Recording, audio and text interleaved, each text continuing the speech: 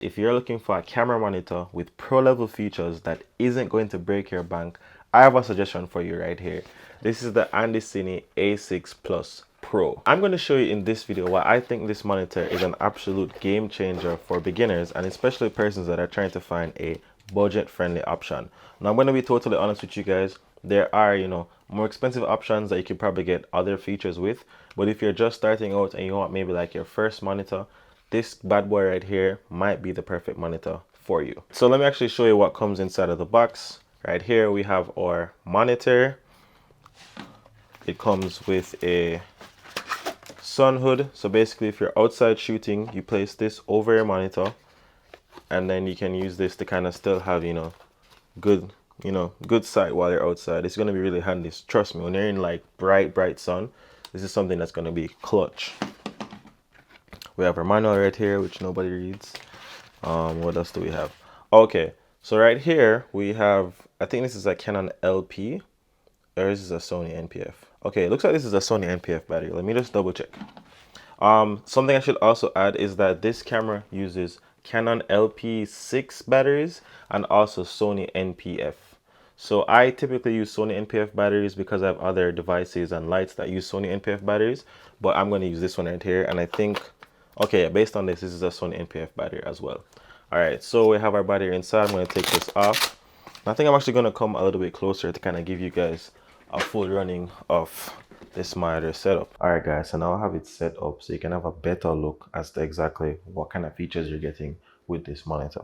So first thing, let me just say it is touch. All right guys, so to change your backlight settings, all you have to do is slide up and down on the left side of the monitor. And to change your volume, all you have to do is slide it on the right side.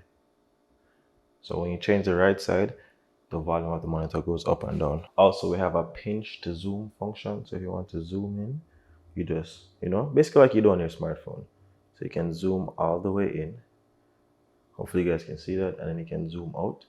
So yeah, those touch functions are very handy to have. What else do we have here? The size itself, guys, is absolutely perfect. So if you're going to use this on a gimbal, easy to kind of mount on a gimbal. It's not too huge. I mean, if you even want to give it to a client to watch what you're shooting, it's a decent enough size that it doesn't really become cumbersome. So let me just go ahead and bring up the menu so you guys can see some other features. If you press the top button on the right side, you'll see a small menu come up here. If you double tap the screen, you'll see another menu come up. Now this menu is going to have your different stuff like your scopes. So this right here has all the different waveform scopes. So you have RGB parade, you have vector scope, you have histogram, you have focus assist. So let's just turn some of them on so you can see. Let's turn them all on. Okay, RGB.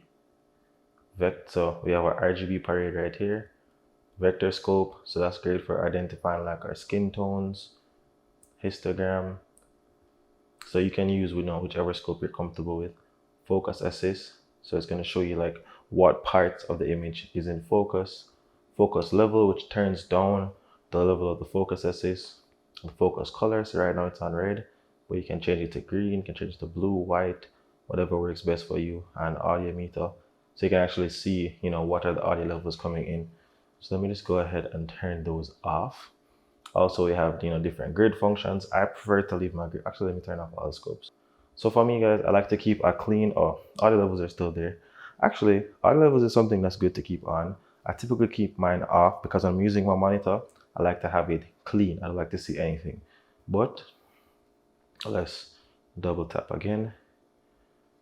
You have your different grid lines. So you have a 9 grid line. You have your safety markers. So depending on if you're shooting for a particular crop, or if you're shooting for like broadcast and stuff like that.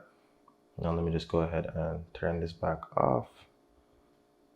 Oh, and can even frame for different stuff. So like you're doing the Instagram 1-to-1 cut, you can see a little red line around the screen. Yeah, so it really actually helps a lot with stuff like that. Personally, guys, I don't even use that, but I'm just saying like it has different aspect ratios depending on what you're shooting for. So maybe if you're even shooting for like Instagram reels and stuff like that, right here, I just said it, 9:16. So you can actually see what section of the frame would be cut out based on this. I do not use those at all. So I'm going to keep it off. right here, something that's really crucial is our LUT support. So this right now, I'm shooting in S-Log3. So what this is actually doing is it's showing me what it will look like with the LUT applied.